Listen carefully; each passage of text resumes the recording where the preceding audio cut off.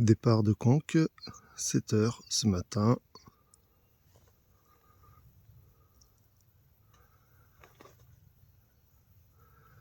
La brume est en train de se lever depuis le ruisseau.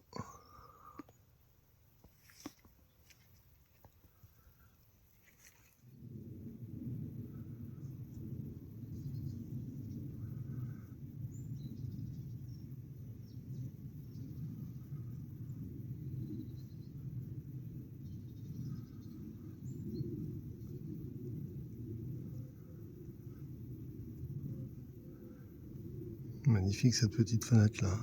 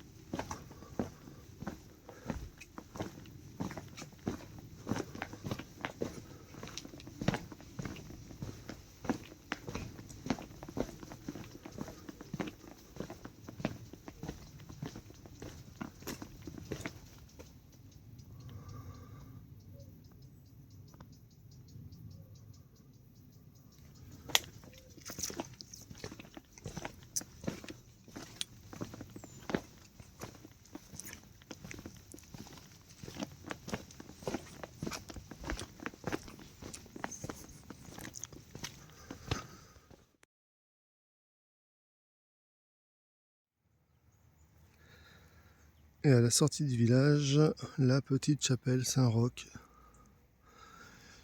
qui malheureusement est encore fermée à cette heure-ci. Je ne sais pas si elle est ouverte dans la journée. Mais à 7h15, elle est encore fermée. Et puis là, surtout, on a une vue presque complète sur Conques. Alors dommage que ce soit dans la brume, encore que ça donne une atmosphère particulière. Et voilà, depuis la chapelle, on a une très belle vue sur Conques. Bonjour, eh bien j'en profite pour faire la petite vidéo d'introduction de ce vlog. Donc aujourd'hui, nous sommes le dimanche 27 juillet. Ce sera mon 23e jour sur mon chemin vers Compostelle. Je pars de Conques, donc comme je vous disais, et je vais à Livignac-le-Haut. Le tracé officiel fait passer par Decazeville, qu'on m'a plutôt déconseillé au Puy-en-Velay, à l'accueil pèlerin. Donc je ne sais pas encore ce que je vais faire, mais il y a de fortes chances pour que je fasse mon propre tracé aujourd'hui. On va être un peu en mode rebelle. Et donc je vais avoir une grosse montée là tout de suite, une fois que j'ai atteint la petite rivière qui est en bas, pendant un certain temps, parce qu'on monte plusieurs centaines de mètres de dénivelé. Elle est réputée pour être très dure, donc on verra. Il faudra prendre son temps. Et donc direction Livignac-le-Haut, sachant que je ne traverserai a priori aucun village significatif, à part si je passe par Decazeville, ce qui serait étonnant. Voilà, à plus tard.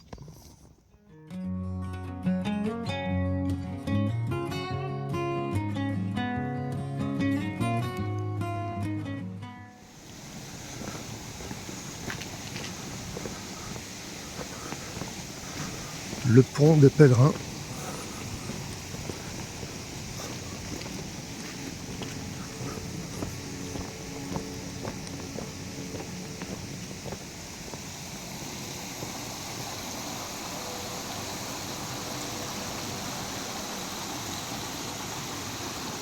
La Rouergue, je crois.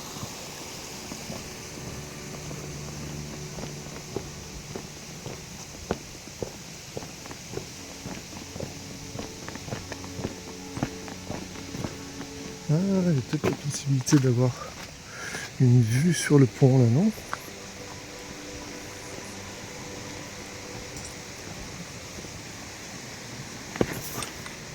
On va voir si je peux descendre jusqu'au bord de la rivière. Tatatam. Sans me casser la figure.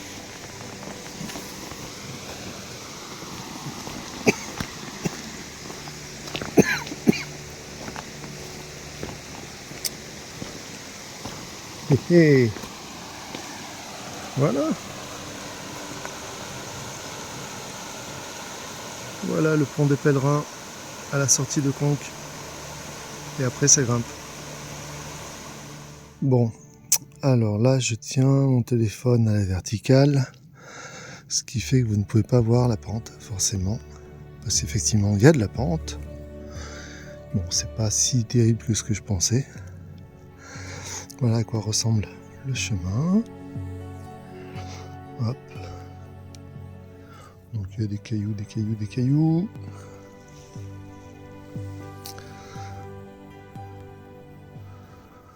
Voilà. Alors ça donne pas du tout l'idée de la pente, hein, bien sûr, à la vidéo. C'est toujours le cas. C'est comme ça.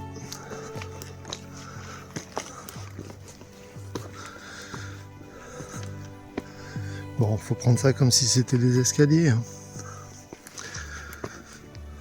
Et ça dure un peu, certes. Il faut prendre son temps. C'est pas une course. On peut faire des pauses quand on veut.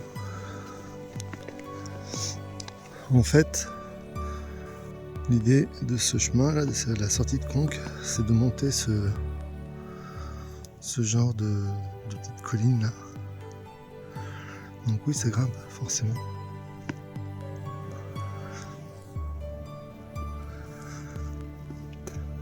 Mais pour l'instant, je trouve pas ça si terrible que ça.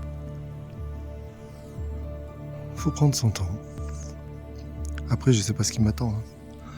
Il y a peut-être encore plus dur derrière, je sais pas. On verra bien. Allez, on va voir.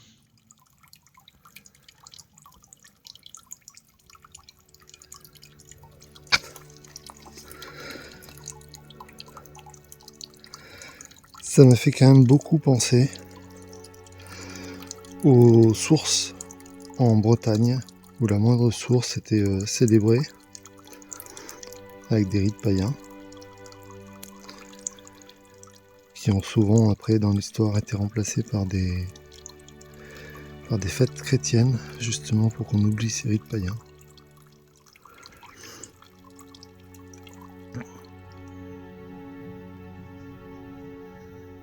Voilà qui explique un petit peu la présence de la source que je viens de vous montrer, avec la petite vierge.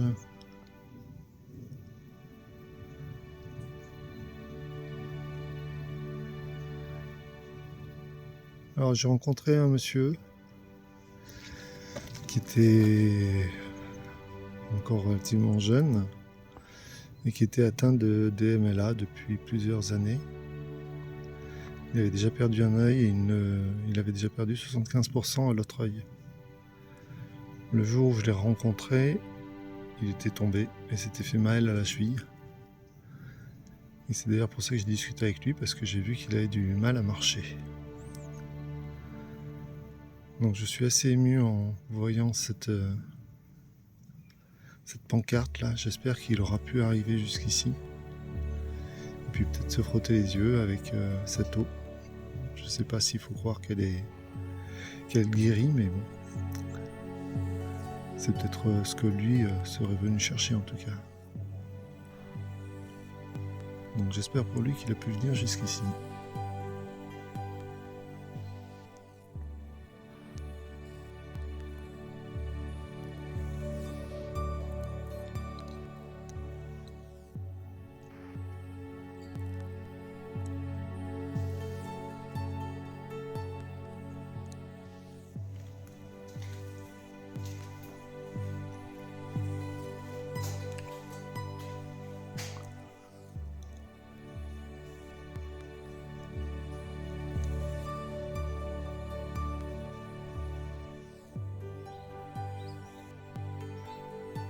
Voilà, on sort de la forêt, au-dessus de la chapelle Saint-Foy.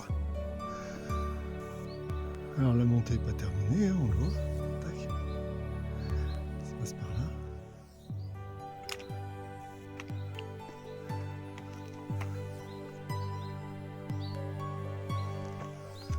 Donc on va monter à la hauteur de ce plateau là en face. Il en reste encore un peu à faire.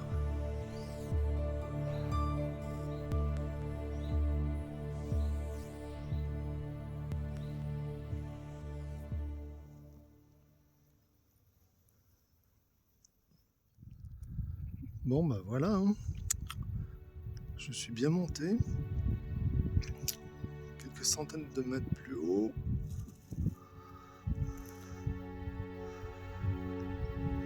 On est sur le plateau. Bon, bien sûr, il va falloir redescendre, hein, parce que je crois que Lignac-le-Haut, c'est vers 200 mètres d'altitude. Donc finalement, je vais revenir à peu près à la même altitude que celle d'où je suis parti ce matin.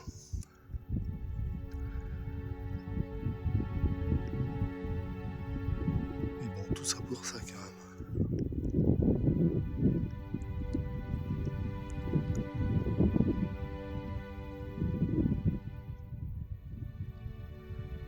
Alors un peu de soleil donnerait un peu de relief à tout ça, mais bon. Il fait 13-14 degrés.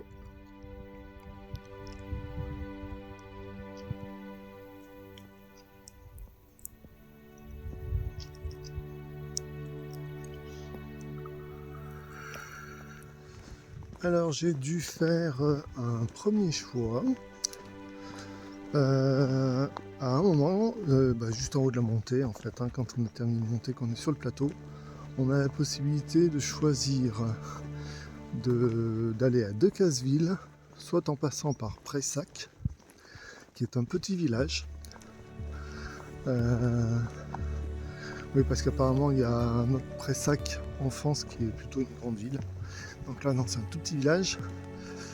Donc Prayssac, P-R-A-Y-2-S-A-C, ou bien de passer par Noyac. Passer par Prayssac, a priori je dis bien, le dénivelé est un peu moins intéressant, ça semble un peu plus dur, et c'est plus long que de passer par Noyac. Donc je sais pas, il y a peut-être quelque chose de particulièrement beau à y voir.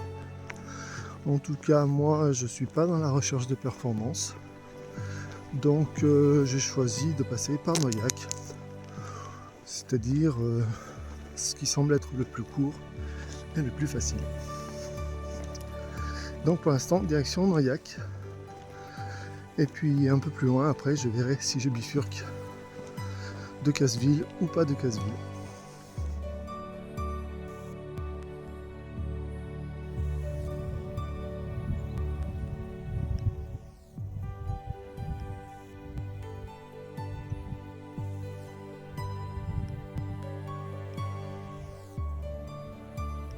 Dans le creux, là, juste en face, c'est le village de Saint-Cyprien-sur-Dourdou.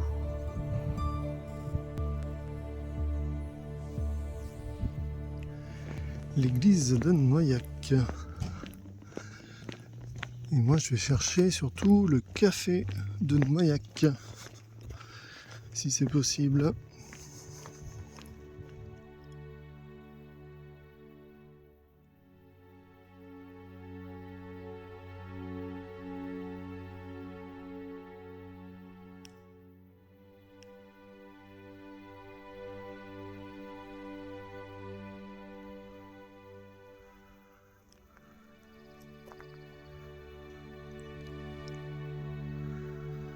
Un joli coin de bivouac.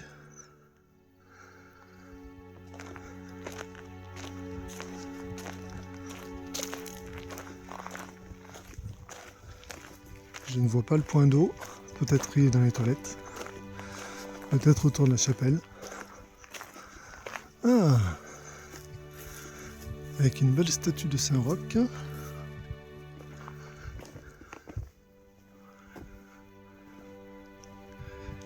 Sympa cette petite chapelle.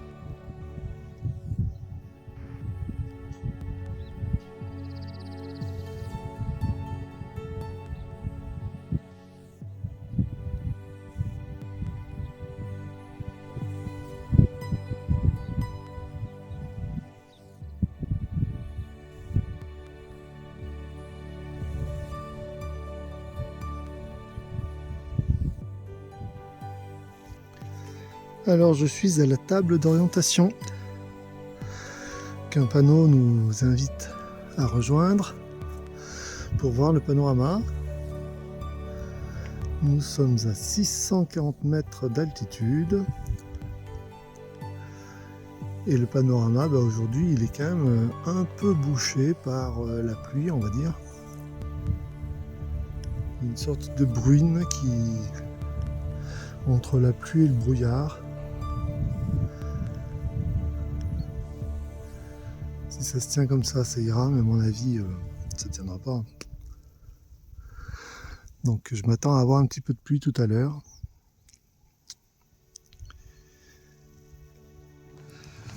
Donc je quitte la croix de Pargadou où il y avait la table d'orientation et je vais dans quelques centaines de mètres bifurquer à droite en direction de Rosiès et des ruines du château de Pagax, ce qui va me permettre de couper un peu tout droit. Donc finalement j'irai pas à Decazeville cette fois-ci. L'idée c'est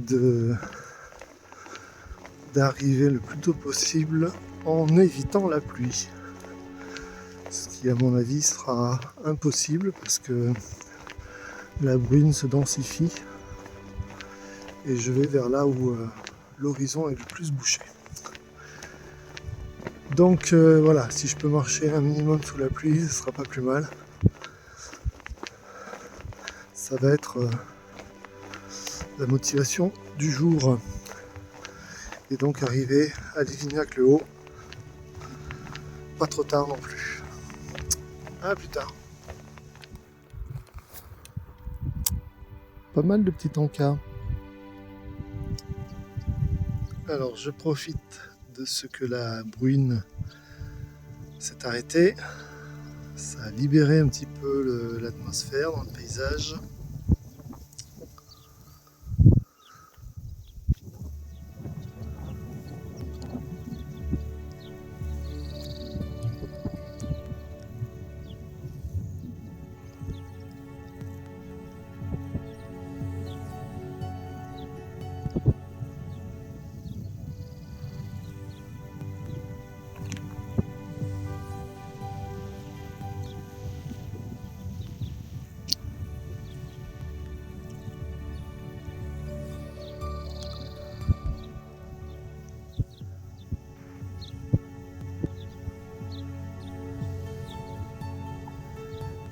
Allez, on va aller voir derrière la colline ce qu'il y a. On va redescendre sur Livignac-le-Haut. Et voilà ce que l'on a de l'autre côté de la colline. Il y a même un peu de soleil là-bas. Et alors au milieu, il se pourrait bien que ce soit Livignac-le-Haut. Déjà. Alors c'est pas à côté, hein, faut encore y aller, mais ça s'annonce bien.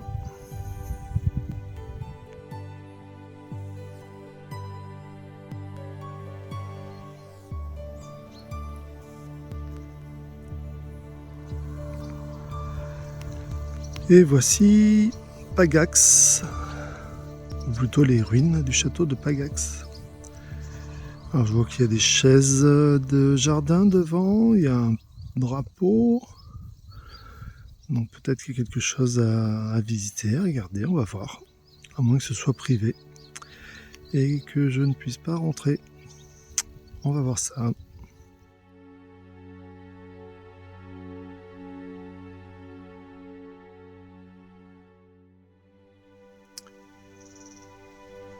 Donc voilà ce que je vais manger en partie pour ce déjeuner. C'est un farsou. Un farsou, une sorte de râpé, de cric, je ne sais pas trop comment on peut appeler ça, une sorte de galette faite avec des herbes et j'imagine de la pomme de terre et donc cuite à la poêle avec de l'huile. Dans ce que j'ai mangé de local, on va dire, En salé, j'ai mangé également de l'aligot, bien sûr, ça je vous en ai parlé. Alors des aligots plus ou moins bons selon ce que j'ai mangé, mais j'ai dû en manger 4, 5, donc pas mal quand même. J'ai mangé aussi une truffade.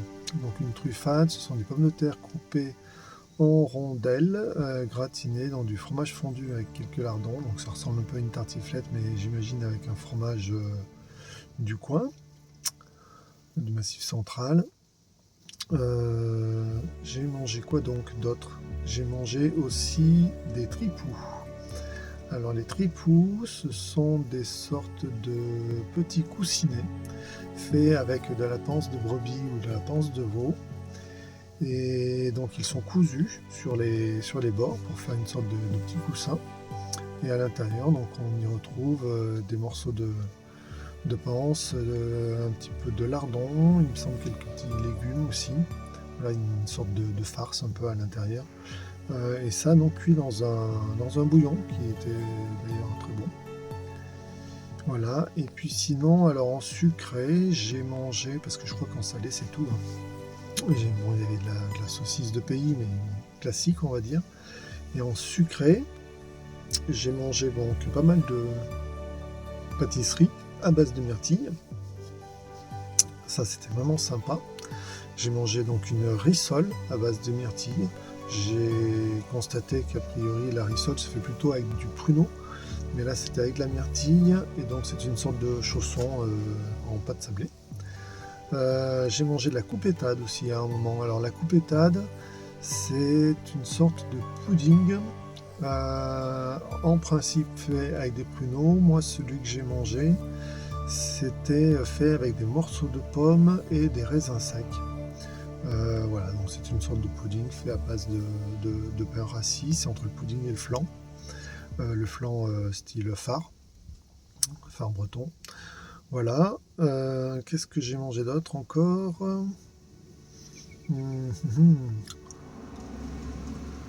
Je crois que c'est tout. Et je vous dirai s'il y a d'autres choses qui me reviennent. Mais pour l'instant, il me semble que c'est tout. Voilà.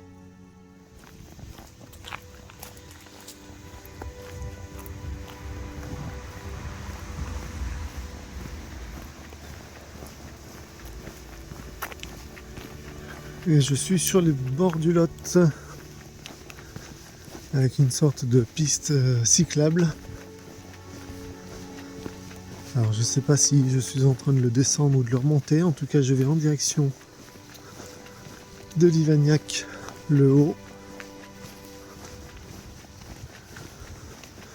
Et je dirais qu'il me reste peut-être 3/4 d'heure, 1 heure avant d'y arriver. On va voir ça.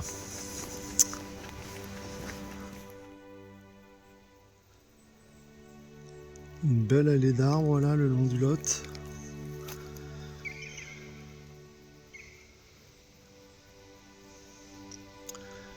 Et là-haut sur la colline, c'est qui me semble être Livignac, le haut.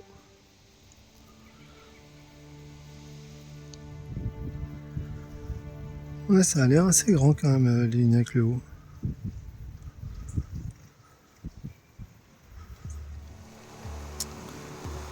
L'ancien pont.